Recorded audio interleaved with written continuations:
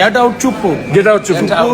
কোনো no compromise, কোনো ফ্যাসিবাদের দোষরকে আমরা বক্তৃতা দেব না, শুনতে চাই না। আমরা প্রতিবাদ আগেই জেনেছি, তারপরে তাকে আনা হয়েছে। আমরা প্রতিবাদ জানিয়েছি, তার ন্যূনতম লজ্জা থাকলে তার পদত্যাগ করা উচিত ছিল। হাসনাত আব্দুল্লাহ তেড়ে মেরে তার স্বভাব সিদ্ধ ভঙ্গিতে রাষ্ট্রপতির ডায়াসের দিকে এগিয়ে যান এবং তখন জামায়াতে ইসলামী নেতা সৈয়দ মোহাম্মদ তাহের তিনি কোনো মতে গিয়ে হাসনাত আব্দুল্লাহকে ঠেকান যাতে হাসনাত আব্দুল্লাহ তেড়ে মেরে হামলে না করেন রাষ্ট্রপতির ওপরে। এত শহীদের রক্তে কেনা সংসদে চুপ্পু কোন চেটের লাল। আজকে সংসদ অধিবেশনে চুপ্পু কোন চেটের লাল। আজকে শহীদদের সাথে বেমানি করা হয়েছে, জুলাইয়ের সাথে বেমানি করা হয়েছে। রাষ্ট্রপতি চুপ্পুকে না সরানোর কোনো অপশন নাই। বিএনপির কোনো ভায়োলেন্সে যাওয়ার তো কোনো দরকার নাই। বিএনপি ডিভাইডে ভালো করতেছে না আগের চেয়ে, তো ভায়োলেন্সে যাওয়ার কি দরকার? এটি অপ্রত্যাশিত ছিল না, প্রত্যাশিতই ছিল।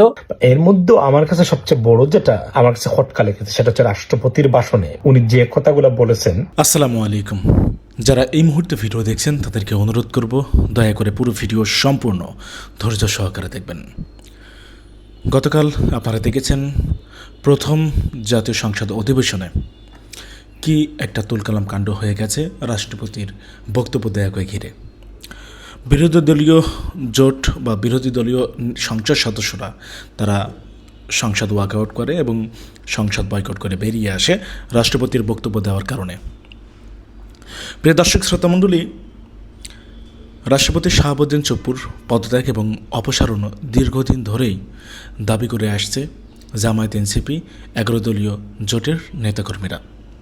কিন্তু বিএনপি এর বিরুদ্ধে অবস্থান নিয়ে বিএনপি বলছে সংবিধান ভেঙে কোনো কাজ তারা করবে না, সংবিধান বিরোধী কোনো কর্মকাণ্ড তারা করবে না, সাংবিধানিকভাবে রাষ্ট্রপতি শাহাবুদ্দিন চুপ্পুই থাকবে, তাকে অপসারণ করা এখন সম্ভব নয়, কিংবা এখন বিএনপি সরকার রাষ্ট্রপতি শাহাবুদ্দিন চুপ্পুকে অপসারণ করতে চাইছে না। এটা নিয়ে আসলে নানা ধরনের আলোচনা সমালোচনা চলছিল দীর্ঘদিন ধরেই। এটি শুধুমাত্র কালকের নতুন ইস্যু নয়, রাষ্ট্রপতি ইস্যুটা দীর্ঘদিন ধরেই চলে আসছে।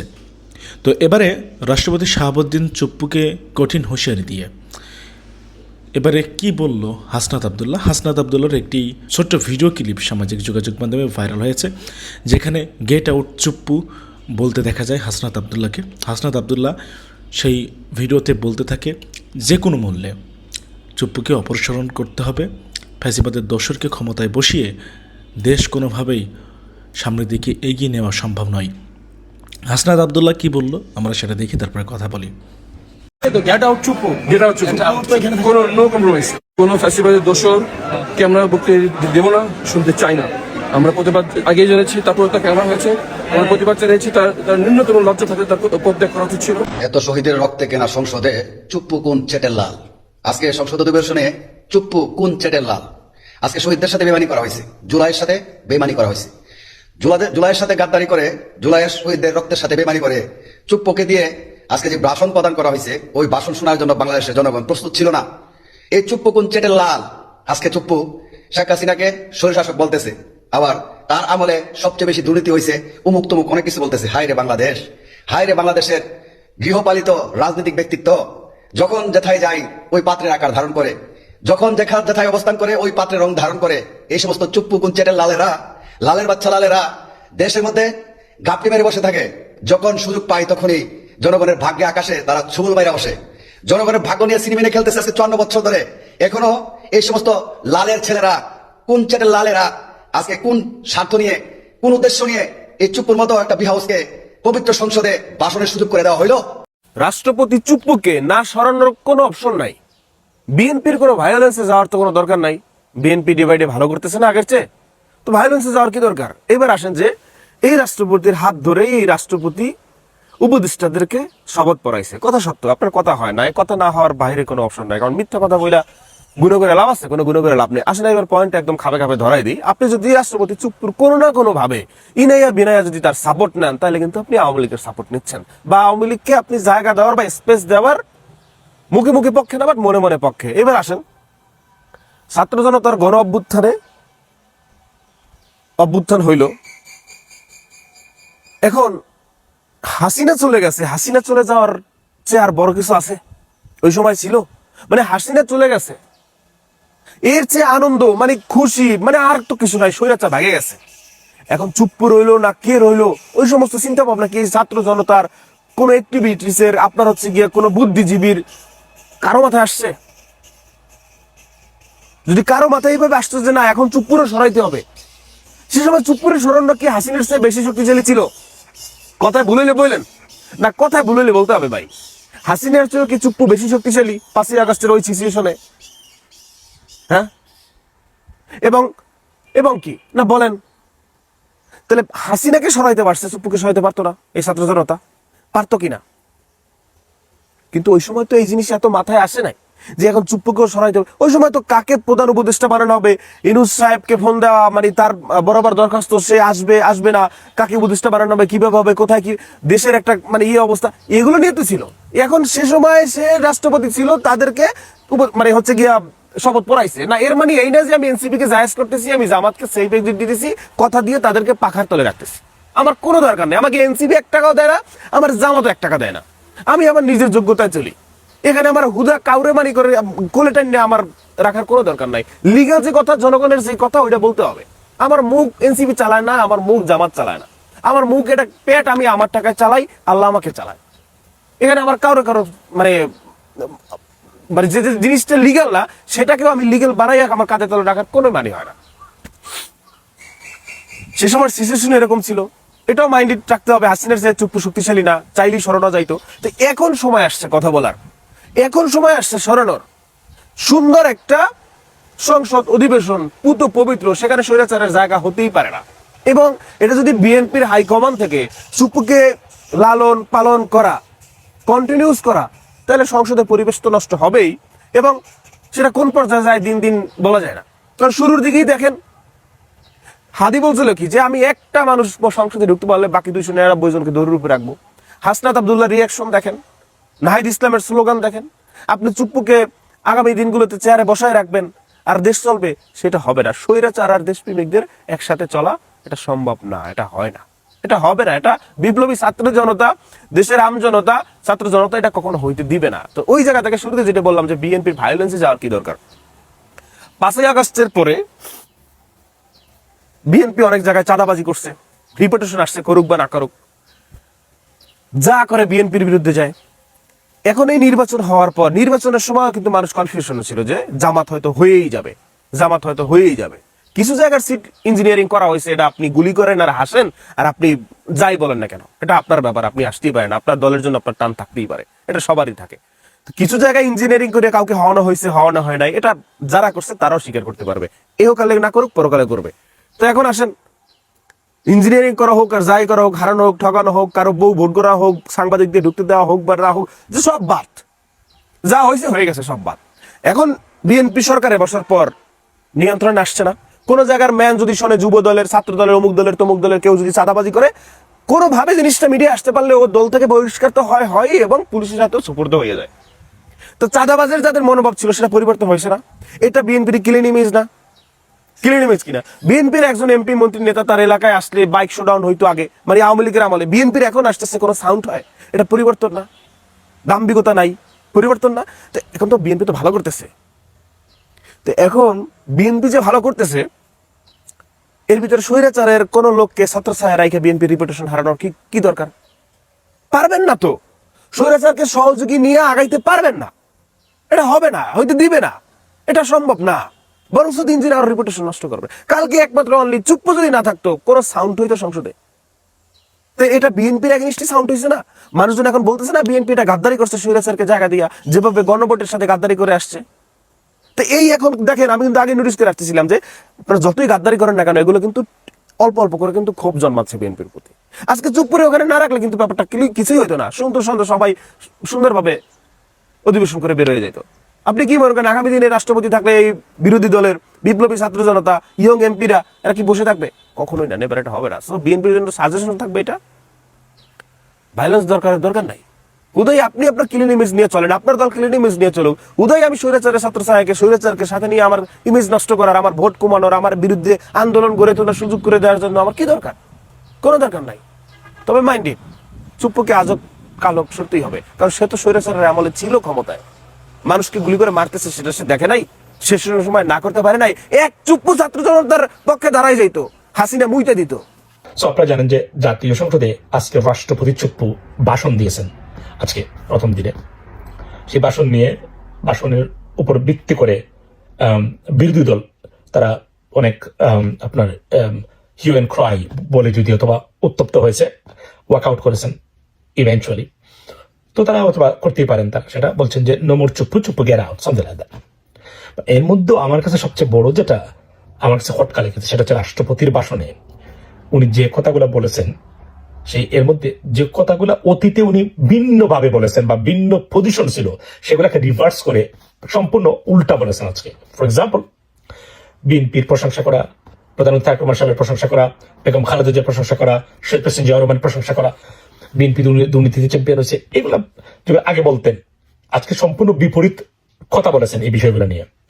আর শেখ হাসিনাকে ফেসিস বলেছেন, জুলাইকে রেকগনাইজ করেছেন, স্বীকৃতি দিয়েছেন, শেখ হাসিনাকে দুর্নীতিতে চ্যাম্পিয়ন বলেছেন যে বিএনপি ক্ষমতা আসার আগে সবকিছু তারাই দুর্নীতি করে চলে গেছে। To be honest, maybe it's right.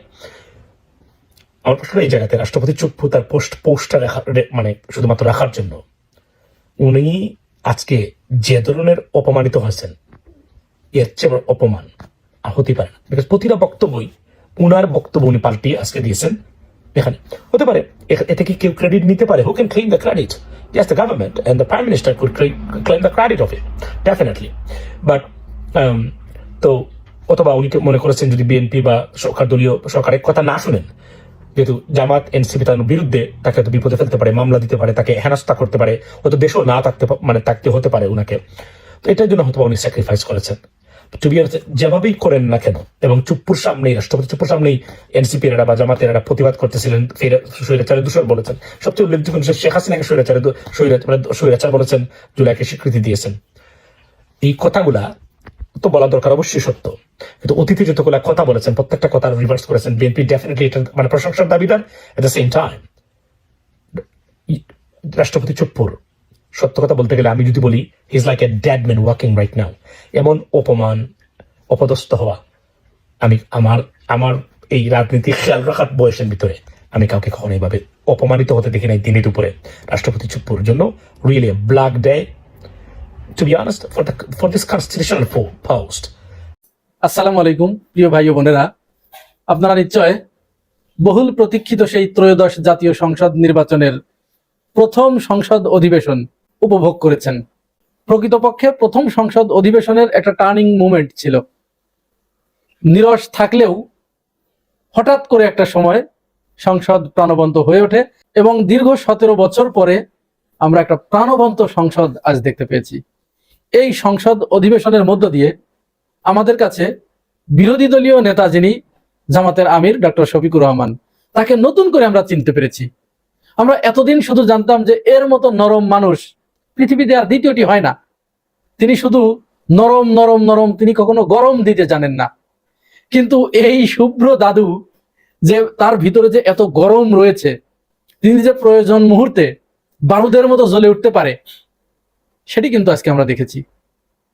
আপনারা নিশ্চয় লক্ষ্য করেছেন, যথারীতি সংসদ অধিবেশনে সভাপতি হিসেবে যখন খন্দকার মোশাররফ হোসেনকে নিযুক্ত করা হয় প্রথম অধিবেশনে, তখন সৈয়দ আব্দুল্লাহ মোহাম্মদ তাহের তিনি জামাতের পক্ষ থেকে বা বিরোধী দলের পক্ষ থেকে অভিনন্দন জানান সরকারি দলকে এবং জনাব তারেক রহমানকেও ধন্যবাদ জানান। সেই সাথে তারা একটু আশাবাদ ব্যক্ত করেন যে একটু যদি বিরোধী দলের সাথে এই বিষয়ে আলাপ করা হতো তাহলে এটি আরো প্রাণবন্ত হতো, আরো ভালো হতো।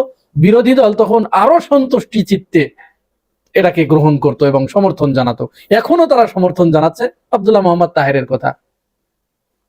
এরপরে জামাত আমির কিছুটা বক্তব্য দেন, তারপরেই সেই কাঙ্ক্ষিত মুহূর্তটি আসে। এটি অপ্রত্যাশিত ছিল না, প্রত্যাশিতই ছিল। কারণ যখনই বিএনপি বিদ্যমান সংবিধানের ভিতরে থেকে ফ্যাসিস্ট রাষ্ট্রপতির ভাষণের মাধ্যমে, যেটি আসলে নিয়ম যে প্রথম অধিবেশনে রাষ্ট্রপতির ভাষণের মাধ্যমে পরবর্তী কার্যক্রম শুরু হয়, তো সেই নিয়ম রক্ষা তারা করতে গেছে বিএনপি, যেহেতু তারা সংবিধানের ভিতরে আছে। এখন বিএনপি কেন এই সংবিধান করছে এরও একটা কারণ আছে, অজানা তো আর কিছুই থাকে না, সেটিও আমি আপনাদেরকে বলবো এবং প্রমাণ সহ দেখাবো যে বিএনপি হঠাৎ কেন এই সংবিধানের প্রেমে পড়ে গেল। একজন মানুষ কখন অসল মালের প্রেমে পড়ে যায়। অসল মাল বুঝতে পেরেছেন তো আপনারা?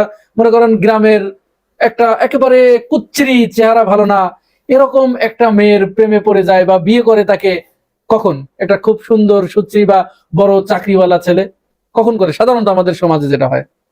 অন্যভাবে নিন, আমি জাস্ট একটা উদাহরণ দিচ্ছি। যখন ওই মেয়েটার, ওই কুচ্ছিরি বা ওই কালো মেয়েটির যখন চেহারায় তিনি ভালো নয় কিন্তু ধন সম্পদে তিনি অনেক ঊর্ধ্বে, তখন অনেক লোভী মানুষ যাদের দীর্ঘ প্ল্যান থাকে, পরিকল্পনা থাকে, যে অপরের টাকা নিয়ে তিনি কিভাবে অপরের ধনে পুদ্দারি করবেন, এই ধরনের ইচ্ছা যাদের থাকে, তারা কিন্তু ওই মেয়ের প্রেমে পড়ে যায়। অথবা কখনো কখনো আপনারা দেখেছেন যে কোনো বিধবা নারী, প্রচুর ধন সম্পদ তার, হঠাৎ কোনো ইয়াং ছেলে, আইবুড়া ছেলে, তিনি ওই বৃদ্ধাকে বিয়ে করেন। কারণ কি? কারণ তার কাছে কিছু মধু আছে, সেই মধু পাবার লোভে সেখানে তারা বারবার ছুটে যায়। তো বিএনপিরও এরকম একটা মধু তারা পেয়েছে, আমি সেটা প্রমাণ সহ দেখাচ্ছি। তার আগে যেটি বলে নিব সেটি জামাত আমির পরে যখন রাষ্ট্রপতি ভাষণ দিতে যাচ্ছেন, ঠিক সেই মুহূর্তে বিরোধী দলের সমস্ত সংসদ সদস্যদের নিয়ে একেবারে বারুদের মতো জ্বলে উঠলেন। এখানে কি আমরা এই দীর্ঘ 1.5 বছর ধরে, অর্থাৎ 5 আগস্টের পর থেকে নির্বাচনের দিন পর্যন্ত বা আজ পর্যন্ত, এই 12 মার্চ যেদিন সংসদের প্রথম অধিবেশনটা বসলো, এর আগ পর্যন্ত কেউ কখনো কল্পনা করেছে যে এটি আমাদের শুভ্র দাদু শফিকুর রহমান এই ধরনের বারুদ হয়ে উঠতে পারে?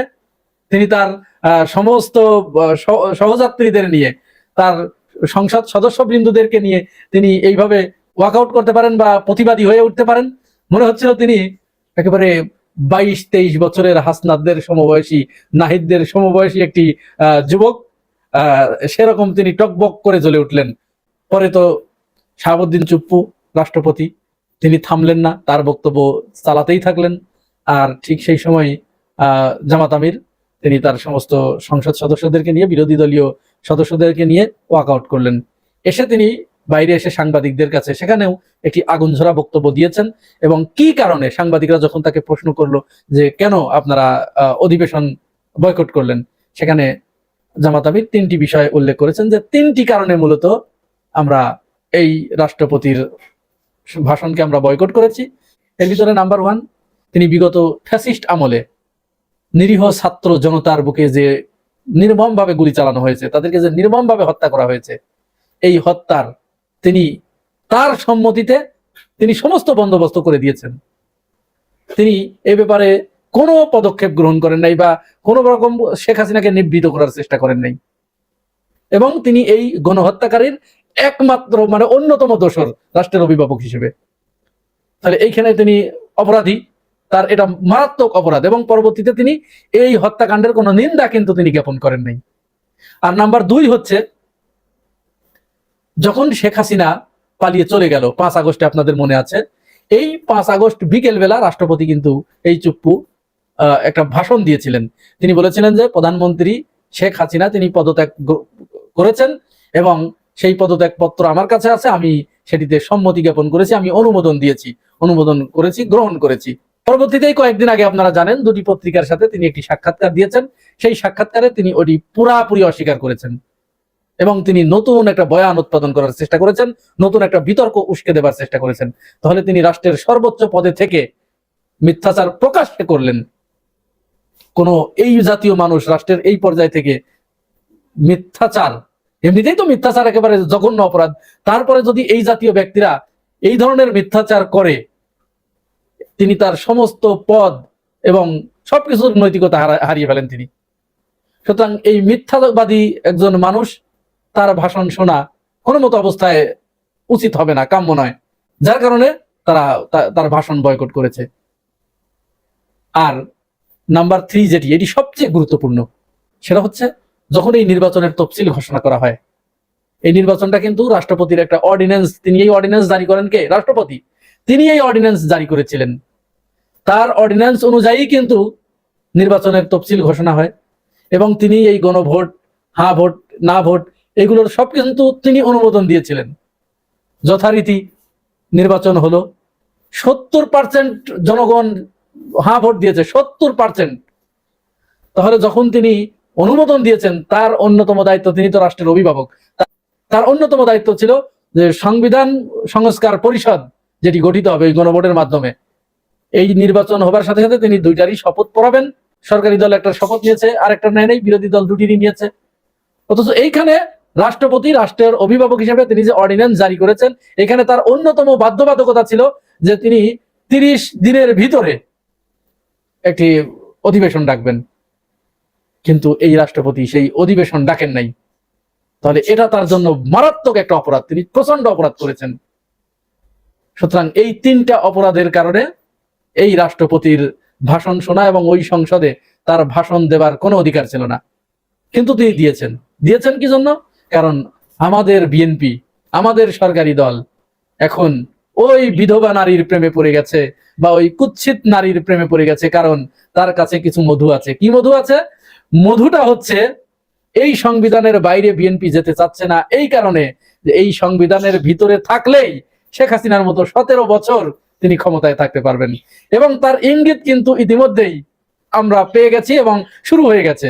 কিভাবে শুরু হয়েছে শুনুন জয়নুল আবেদিন ফারুকের কথা। জয়নুল আবেদিন ফারুক কয়েকদিন আগে প্রেস ক্লাবে জিয়াউর রহমান এবং খালেদা জিয়ার জীবন এবং কর্মের উপরে একটা ভাষণ দিতে গিয়ে, বক্তব্য দিতে গিয়ে তিনি সেখানে বলেছেন তারেক রহমান 2026 থেকে 31, 2031 থেকে 2037, 2037 থেকে 2042, যে 2042 সাল পর্যন্ত তিনি ক্ষমতায় থাকবেন। দেখুন, এটাই তাদের খায়েশ। ত্রয়োদশ সংসদের প্রথম অধিবেশনে এই রাষ্ট্রপতি শাহাবুদ্দিন চুপ্পু যখন বক্তব্য রাখতে আসবেন, তখন যে একটা বড় ধরনের গ্যাঞ্জাম হবে সেটা ধারণাই করা যাচ্ছিল। এই রাষ্ট্রপতিকে অভিশংসন করে সরিয়ে দিয়ে গ্রেফতার করতে হবে, এই দাবি আগেই করে রেখেছিল জাতীয় নাগরিক পার্টির তরফ থেকে তরুণ নেতারা। জাতীয় নাগরিক পার্টির নেতা নাহিদ ইসলাম গত কয়েক সপ্তাহ ধরেই বারবার বক্তব্য দিয়ে এই দাবি জানিয়ে আসছেন যে এই রাষ্ট্রপতিকে তো সরাতে হবে, এই রাষ্ট্রপতিকে অভিশংসন করতে হবে এবং গ্রেফতার করে বিচারের আওতায় আনতে হবে। সংসদ অধিবেশন শুরুর সাথে সাথেই আসিফ মাহমুদ, সজীব ভুইয়া, সারোয়ার তুষারের মতো জাতীয় নাগরিক পার্টির কয়েকজন নেতা তাদের কিছু কর্মী নিয়ে জাতীয় সংসদ ভবনের সামনে সকাল থেকেই প্ল্যাকার্ড হাতে দাঁড়িয়েছিল, এবং তখনও তারা সংবাদ মাধ্যমের সামনে এই দাবি জানান যাতে সংসদ সদস্যরা রাষ্ট্রপতিকে কিছুতেই সংসদের ভেতর বক্তব্য দেওয়ার সুযোগ না দেন। এবং তখন আসিফ মাহমুদ বলেন সংবাদ মাধ্যমকে যে তারা সংসদ ভবনের সামনে দাঁড়িয়েছেন দেশের মানুষের পক্ষ নিয়ে, এনসিপির পক্ষ থেকে দাঁড়াননি। সংসদ অধিবেশন শেষ হওয়া পর্যন্ত তারা সেখানে অবস্থানের ঘোষণা দেন, এবং তারা বলেন যে সংসদ সদস্যরা যদি এলাকায় গিয়ে বুক ফুলিয়ে জনগণের সামনে দাঁড়াতে চান, তাহলে অবশ্যই ফ্যাসিবাদের যে সর্বশেষ চিহ্ন, সর্বশেষ যে প্রতীক এই রাষ্ট্রপতি যিনি এখানে আছেন তাকে অপসারণ করতে হবে। এরপর আসিফ মাহমুদ, সজীব ভুইয়ারা তাদের ওই 10-15 জনের ওই দল আর রঙিন সব প্ল্যাকার্ড নিয়ে সংসদ ভবনের বাইরে সংসদ অধিবেশনের শেষ পর্যন্ত ছিলেন কিনা সেটা সংবাদ মাধ্যম ঘেটে জানা যায় না। তবে সংসদ ভবনের ভেতরে বিরাট প্রস্তুতি নিয়ে উপস্থিত হয়েছিলেন জামায়াতে ইসলামী এবং জাতীয় নাগরিক পার্টির নেতৃবৃন্দ, যাতে তারা যে কোনো উপায়ে রাষ্ট্রপতির বক্তৃতা ভণ্ডুল করে দিতে পারেন।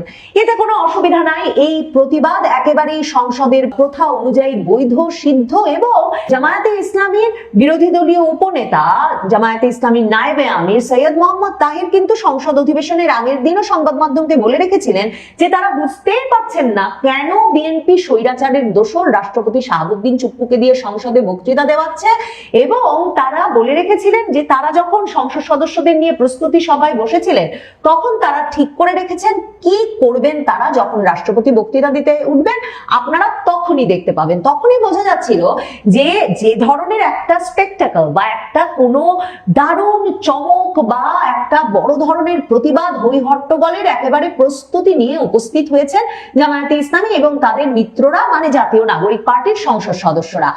রাষ্ট্রপতির নাম যে মাত্র সংসদের প্রথম অধিবেশনে প্রথা অনুযায়ী নবনির্বাচিত স্পিকার হাফিজউদ্দিন আহমেদ ঘোষণা করেন যে তিনি বক্তৃতা দিতে আসছেন, এবং সাথে জুড়ে দেন যে সংসদের সকল প্রথা তারা মেনে চলতে চাইছেন, কাজেই রাষ্ট্রপতি এখন সেই প্রথা অনুযায়ী বক্তব্য দেবেন, কেউ যেন কোনো অসম্মান বা বিশৃঙ্খলা না করেন, এটা বলে রাষ্ট্রপতিকে যখন তিনি আহ্বান জানান, রাষ্ট্রপতি সংসদের অধিবেশন কক্ষে প্রবেশের সাথে সাথে সংসদ ভবনে ভবনের ভেতরে বড় বড় প্ল্যাকার্ডে জুলাই গাদ্দার, জুলাই গাদ্দারি চলবে না, জুলাইয়ের সঙ্গে বিশ্বাসঘাতকতা বন্ধ করা সহ বিভিন্ন স্লোগান লেখা প্ল্যাকার্ড নিয়ে দাঁড়িয়ে যান জামায়াতে ইসলামী এবং জাতীয় নাগরিক পার্টির নেতৃবৃন্দ, সংসদ সদস্যরা।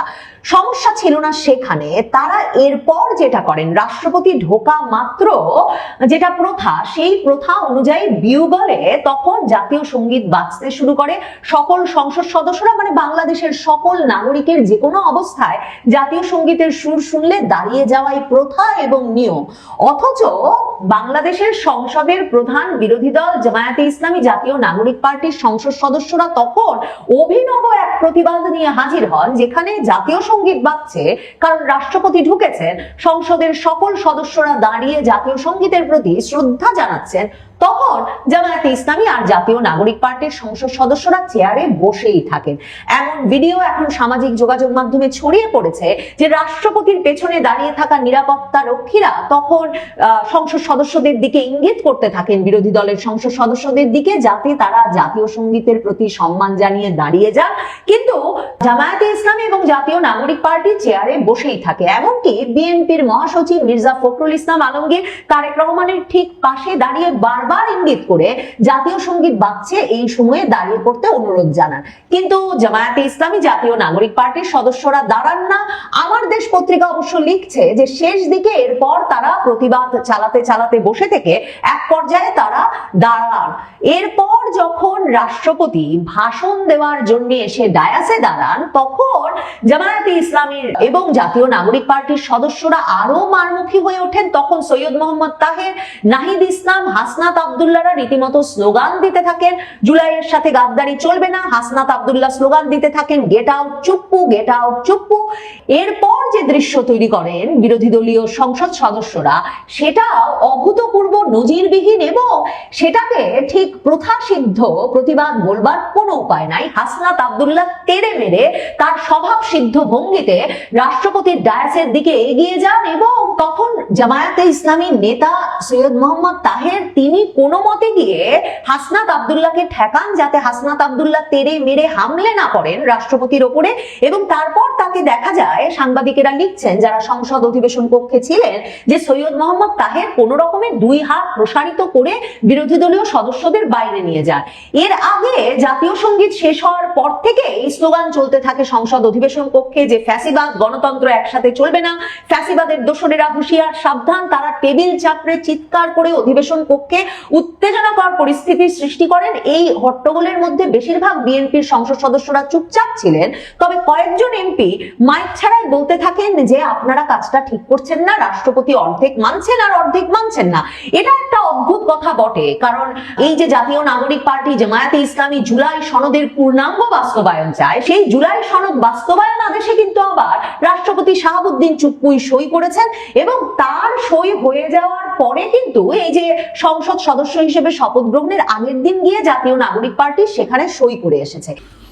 সম্মানিত বন্ধুগণ, দর্শক শ্রোতা মণ্ডলী, আপনারা দেখতে পারলেন। ব্যক্তিগত মতামত অবশ্যই কমেন্টে জানাবেন। আপনারা কি বলবেন, আপনাদের মতামত, ওপিনিয়নটা কি? প্রিয় দর্শক শ্রোতা মণ্ডলী, শাহাবুদ্দিন চুপ্পু রাষ্ট্রপতি পদ থেকে অপসারণ হোক, আপনারা কি চান? গতকাল যা হয়েছিল সেটি আসলে বাংলাদেশের ইতিহাসে প্রথমবার রাষ্ট্রপতির বক্তব্য দেওয়াকে কেন্দ্র করে এরকম পরিস্থিতি, তুলকালাম কাণ্ড সৃষ্টি হয় সংসদে। প্রিয় দর্শক শ্রোতা মণ্ডলী, আপনারা জানাবেন আপনাদের মতামত, ওপিনিয়নটা। আসলে আপনারা কি বলতে চাচ্ছেন? হাসনাত আব্দুল্লাহ যে গেট আউট চুপ্পু, যে কথা, যে স্লোগান দিয়েছে, সেটি নিয়ে আপনাদের অভিব্যক্তি কী? প্রিয় দর্শক শ্রোতা মণ্ডলী, কথা বাড়াতে চাই না, শুধুমাত্র এতটুকুই বলতে চাই, ফ্যাসিবাদের দোসরকে ক্ষমতায় রেখে কখনোই কোনোভাবেই আসলে রাষ্ট্র পরিচালনা সামনের দিকে এগিয়ে নেওয়া সম্ভব নয়। এটি অনেকেই বলা বলি করছে। প্রিয় দর্শক শ্রোতা মণ্ডলী, আপনারা জানাবেন আপনাদের মতামত, অভিব্যক্তি, অভিপ্রায় কি বলবেন। আমাদের চ্যানেলে নতুন হলে অবশ্যই চ্যানেলটা সাবস্ক্রাইব করে পাশে থাকা বেল বাটনটা ক্লিক করে রাখবেন। আল্লাহ হাফেজ।